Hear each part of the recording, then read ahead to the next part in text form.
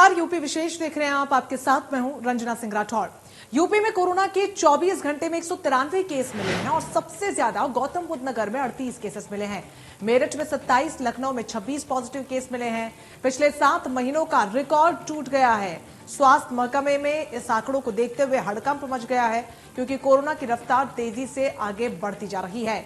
UP में corona ने एक बार फिर से रफ्तार पकड़ी है। मेरठ में 27, लखनऊ में 26 पॉजिटिव मामले सामने आए हैं और सबसे ज्यादा गौतम बुद्ध नगर में मामलों में इजाफा हुआ है।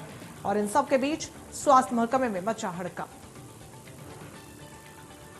पिछले 24 घंटे में उत्तर प्रदेश में 193 नए मामले सामने आए हैं। सबसे ज्यादा गौतम बुद्ध नगर में 38 केसेस मिले हैं। तो कोरोना एक बार फिर से तेजी से पैर पसारता हुआ नजर आ रहा है।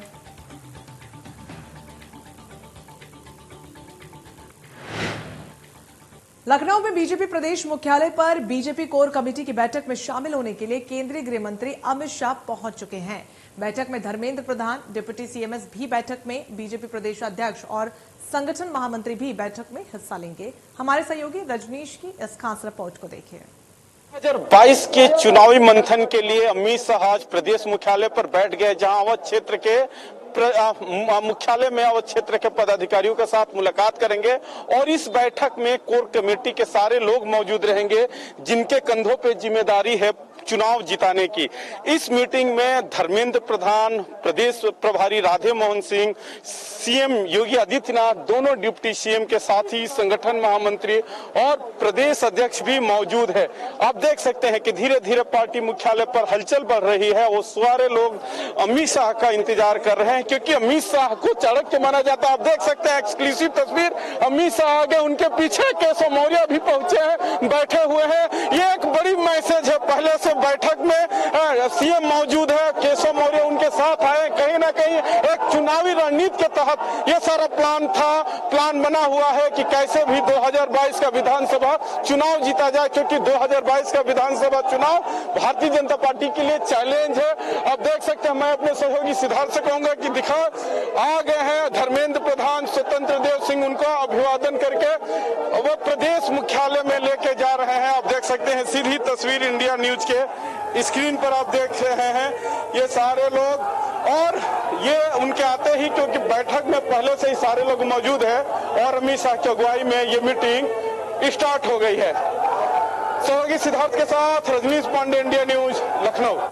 तो अलीगढ़ में गृह मंत्री अमित शाह ने रैली को संबोधित किया और इस दौरान अमित शाह ने युवाओं को कहा जिगर का टुकड़ा, और देरी के लिए दोनों हाथ जोड़कर उन्होंने माफी भी मांगी। उन्होंने कहा कि बाबूजी कल्याण सिंह ने राम जन्मभूमि के लिए अपनी कुर्सी को बलि चढ़ाया था।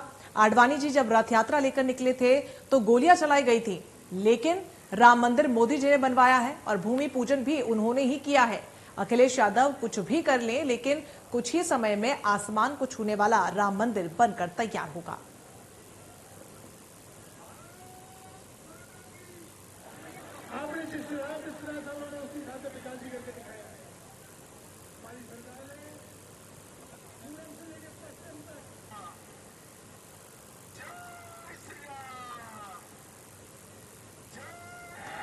योगी जी ने उत्तर प्रदेश को माफियाओं से मुक्त करने का काम किया है।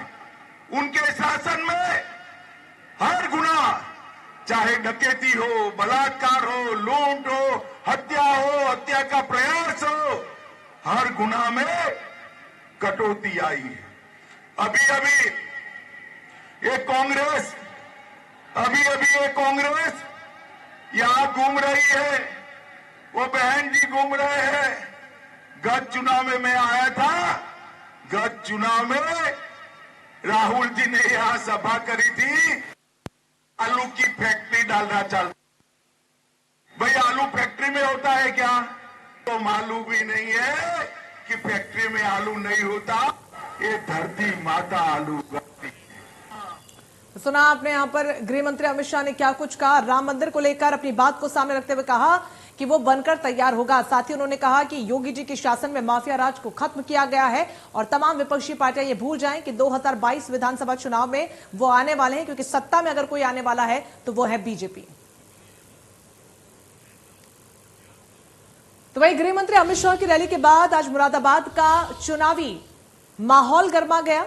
गृह मंत्री अमित शाह ने सपा, बसपा, कांग्रेस पर जमकर निशाना साधा और कहा कि पिछली सरकारों में 700 से ज्यादा दंगे हुए हैं। बीजेपी की सरकार में एक भी दंगा नहीं हुआ। दंगा कराने वाले लोग उत्तर प्रदेश से पलायन कर चुके हैं। गृह मंत्री की रैली में युवा वर्ग सबसे ज्यादा उत्साहित नजर आया। मुरादाबाद में गृह मंत्री की आज जनसभा थी और उसके बाद बड़ी तादाद में जो लोग हैं वो जनसभा में पहुंचे थे और अब धीरे धीरे यहाँ से गाड़ियां निकलने लगी हैं और कहीं ना कहीं मुरादाबाद का जो माहौल है, राजनीतिक माहौल, गृह मंत्री के भाषणों से गर्मा गया है। मेरे साथ कुछ युवा हैं, इनसे बात करेंगे क्योंकि उन्होंने भी हाल ही में बयान दिया है कि 700 से ज़्यादा दंगे सपा बसपा की कहीं ना कहीं सरकार में हुए थे। ओपिनियन लेंगे कि आखिर युवा क्या चाहते हैं और इस सरकार में किस तरह के कार्य हुए हैं। क्या नाम है आपका? देव ठाकुर। देव ठाकुर, ये बताइए कि अभी आज इस तरीके से बयान दिया है अमित शाह जी ने कि 700 से ज़्यादा दंगे पिछली सरकार में हुए थे सपा बसपा की। यस सर, सपा सरकार में काफ़ी दंगे हुए हैं और बीजेपी सरकार में अभी तक कोई भी दंगा इतना ऊंचा नहीं हुआ है जिससे कि पूरे उत्तर प्रदेश में हमारे दंगा फसाद हो। ऊंचे लेवल पे कोई दंगा नहीं है उत्तर प्रदेश में। अच्छा, समाजवादी के पार्टी के नेता कहते हैं कि तमाम जो है भाजपा के लोग दंगा कराते हैं, कहीं ना कहीं भाजपा जो है दंगा कराती है। क्या कहना? उस टाइम होते थे, अब थोड़ी होते हैं दंगे, अब तो कंट्रोल में है। अभी के सरकार में देखा जा रहा है कि कानून व्यवस्था काफ़ी अच्छी है। जिस तरीके से कानून कोई भी मतलब किसी चीज़ पे एक्शन लेना, ये इस सरकार में देखा जा रहा है, जो कि पिछले सरकार में कहीं नहीं देखा जा रही थी। कुछ न कुछ खामियां देखी पिछले सरकार में थी जो इस सरकार में नहीं देखी जा रही है। जैसे कानून व्यवस्था हो गया, ठीक है, शिक्षा व्यवस्था हो गया, जिस तरीके से देखा जा रहा है, रूल्स पास करे जा रहे हैं। जिस तरीके से मैं तो मेन कहूँगा कानून व्यवस्था, जिस तरीके से पहले पुलिस को छूट नहीं दी जा रही थी कि अपना कार्य सही से करे, तो अभी योगी सरकार में मैं देख रहा हूँ कि पुलिस को छूट दी जाती है। जिस तरीके से कोई भी कुछ हो जाता है तो कानून जो है तुरंत एक्शन लेता है। इसमें ये बीजेपी की सरकार में क्या लगता है आपको अब क्या होने वाला है? क्योंकि 2022 का चुनाव है, युवाओं की अहम भूमिका बताओ। हमें लगता है आपके 372 से सीटें ज्यादा ही आएंगी भाजपा सरकार की। भाजपा सरकार की रहेगी। हमारा नेता बीजेपी आई थी, बीजेपी आएगी और बीजेपी आती रहेगी। क्या पिछली सरकारों में दंगे होते थे? इस बार क्या आपको लगता है कि दंगों पर नियंत्रण हुआ है? जी बिल्कुल हुआ है। पिछली सरकारों में दंगे बहुत होते थे और गुंडा राज तो कुछ ज्यादा ही चलता था इन लोगों की वजह से। और अब की जो सरकार आई है, अब इसमें युवाओं को भी बहुत फ्रीली छूट दिया गया है। हम बहुत फ्रीली अपने आप को कंफर्टेबल फील करते हैं जैसे जैसे सरकार ने हमारे लिए कुछ किया है। वो कानून व्यवस्था की बात कर लेते हैं। कानून व्यवस्था कैसी है आपके प्रदेश के फिलहाल? कानून व्यवस्था बढ़िया चल रही है इस टाइम।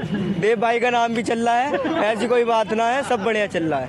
अच्छा, तो ये युवा है और कहीं ना कहीं रैली को लेकर काफी उत्साहित थे और फिलहाल बड़ी तादाद में ये रैली में पहुंचे हैं और युवाओं की यही कहना है कि जो विकास कराएगा वो कहीं ना कहीं कानून व्यवस्था जिस सरकार में दुरुस्त।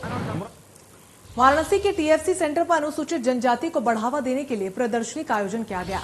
कैबिनेट मंत्री सिद्धार्थनाथ सिंह ने प्रदर्शनी का लोकार्पण किया।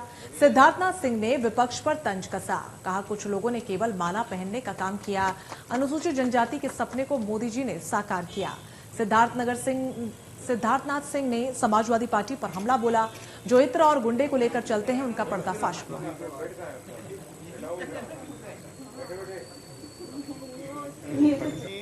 जब से प्रधानमंत्री बने हैं उन्होंने हर समाज के लोगों को, वर्गों को जोड़ने का प्रयास किया है।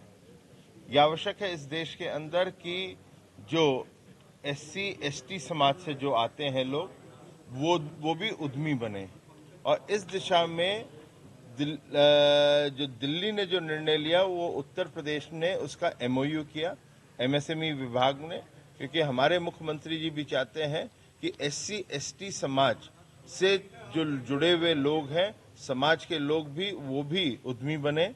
उन्होंने जरूर माला पहनी 1-1 करोड़ की, मगर जमीन पे उन समाज के लिए कुछ नहीं किया। उस समाज को वहीं पे रखा। किसी पॉलिटिकल पार्टी ने डॉक्टर भीमराव अंबेडकर जी के जो सिद्धांत हैं और उनकी जो एक कल्पना थी भारत किस प्रकार का बने, वो किसी ने उतारा है। तो लखीमपुर खीरी में सुबह सपा के राष्ट्रीय अध्यक्ष ओम प्रकाश राजभर की जुबान फिसल गई है। ओम प्रकाश राजभर ने मंच से कहा चुनाव में समाजवादी पार्टी की विदाई करेंगे। ओम प्रकाश राजभर का यह बयान चर्चा का विषय बना हुआ है।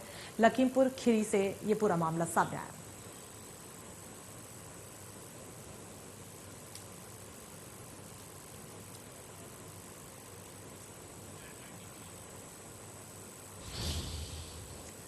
बाराबंकी में कांग्रेस नेता प्रमोद तिवारी ने बीजेपी सरकार पर जमकर निशाना साधा है। उन्होंने कहा कि प्रधानमंत्री और मुख्यमंत्री योगी दोनों में ये हिम्मत नहीं कि वो अपने काम के दम पर वोट मांग सके।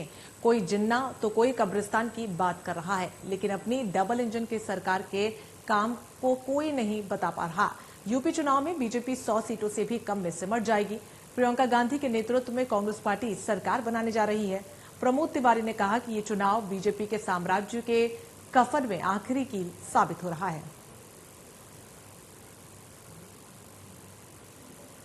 तो इस बात के पुख्ता प्रमाण है कि जो 5 साल की कमाई है उसकी उपलब्धि पे चुनाव नहीं लड़ सकते। इसलिए अब्बाजान भी आ रहे हैं, कब्रिस्तान भी आ रहा है, शमशान भी आ रहा है और 2-3 चीज जिन्ना आ रहे हैं। वो बेचारे कमर में आराम से नहीं सो रहे होंगे, उनको भी याद किया जा रहा है। मैं किसी एक पार्टी के अकेले बात नहीं कर रहा हूं, मैं बात कर रहा हूं मुद्दों से जो लोग भटक रहे हैं। एआईएमआईएम के प्रमुख असदुद्दीन ओवैसी के बयान का बीजेपी सांसद साक्षी महाराज ने पलटवार किया। इस दौरान साक्षी महाराज ने विवादित बयान दिया है। क्या कुछ उन्होंने कहा, आपको सुनवाते हैं।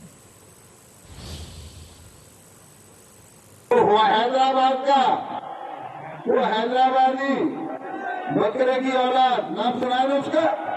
नहीं सुना? सुना है ना? वो 110 करोड़ हिंदुओं को धमकी दे रहा है। वो हुआ हैदराबाद का।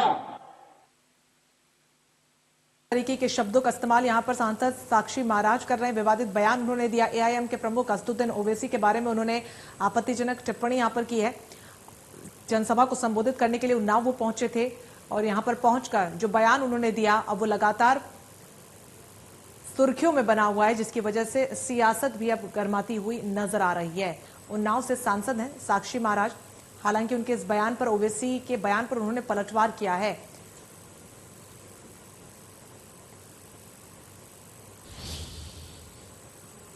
फिरोजाबाद की टुंडला में बीजेपी की युवा सम्मेलन हुआ। सम्मेलन में बीजेपी के राष्ट्रीय उपाध्यक्ष राधा मोहन ने कांग्रेस और सपा पर हमला बोला। कहा, देश और प्रदेश के राजकुमारों को परिवार की चिंता होती थी, वंश की चिंता होती थी, लेकिन लोगों की चिंता नहीं होती थी। आज का नौजवान मोदी और योगी के पीछे खड़ा है। प्रदेश सरकार ने युवाओं के विकास के लिए बहुत योजनाएं चलाई हैं। मोदी और योगी का ये मानना है कि आने वाले समय में देश का विकास युवाओं के द्वारा ही होना है। प्रदेश सरकार ने युवाओं को रोजगार देने का रिकॉर्ड काम किया।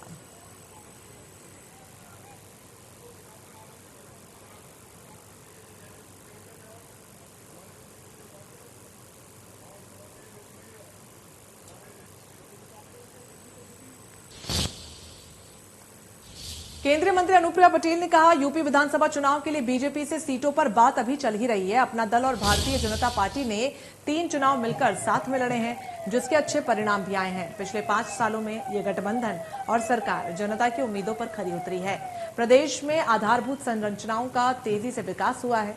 उन्होंने कहा कि जिस तरीके से स्वास्थ्य, शिक्षा और इंफ्रास्ट्रक्चर के क्षेत्र में उत्तर प्रदेश में विकास हुआ है, उसे देखते हुए जनता एक बार फिर से एनडीए के गठबंधन को मौका देगी।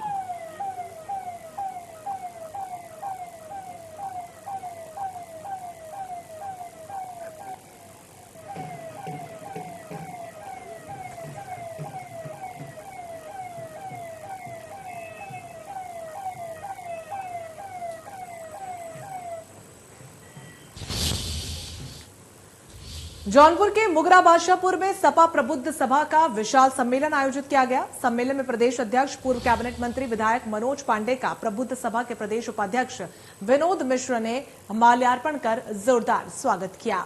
मनोज पांडे ने कहा कि प्रबुद्ध सभा के माध्यम से ये संदेश देने का काम किया गया है कि आज प्रदेश की जनता बीजेपी सरकार से तंग आ चुकी है और एक बार फिर से सपा की सरकार प्रदेश में बनने जा रही है। झांसी का नाम बदले जाने पर उन्होंने कहा कि बीजेपी सरकार ने सिर्फ नाम बदलने का काम किया है।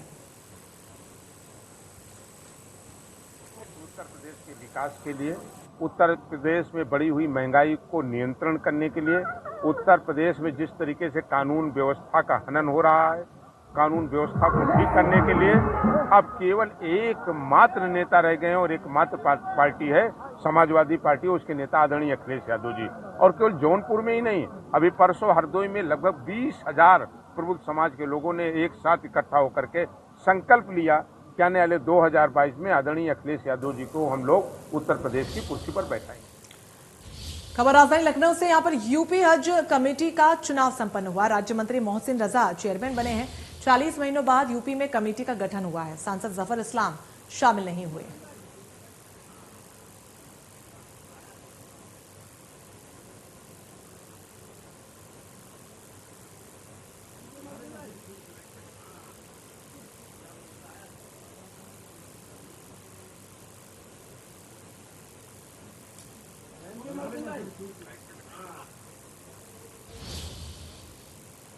इसी के साथ यूपी विशेष में बस इतना हुआ है। तमाम बड़ी खबरों के लिए बने रहिए हमारे साथ। नमस्कार।